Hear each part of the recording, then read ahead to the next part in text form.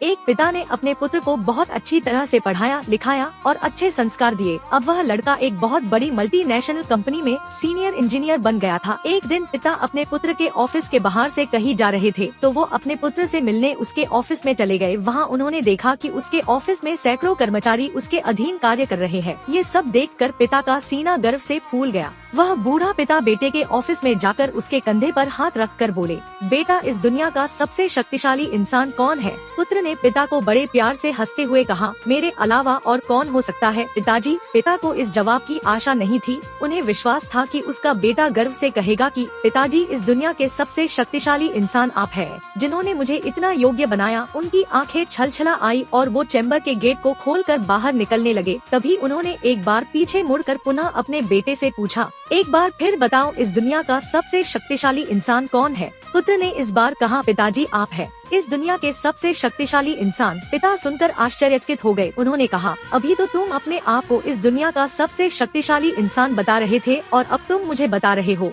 तब पुत्र ने उन्हें अपने सामने बिठाते हुए कहा, पिताजी उस समय आपका हाथ मेरे कंधे पर था और जिस पुत्र के कंधे पर या सिर पर पिता का हाथ होता है वो पुत्र तो दुनिया का सबसे शक्तिशाली इंसान ही होगा ना। बोलिए पिताजी। पिता की आंखें भर आई। उन्होंने अपने पुत्र को कस करके अपने गले लगा लिया। तो दोस्तों यह सच है कि जिसके कंधे पर या सिर पर पिता का हाथ होता है वो इंसान इस दुनिया का सबसे शक्तिशाली इंसान होता है। तो दोस्तों अपने बुजुर्ग माता पिता का सम्मान करें, क्योंकि आज हम जो भी है हमारी सफलता के पीछे उन्हीं का हाथ है। राधे राधे।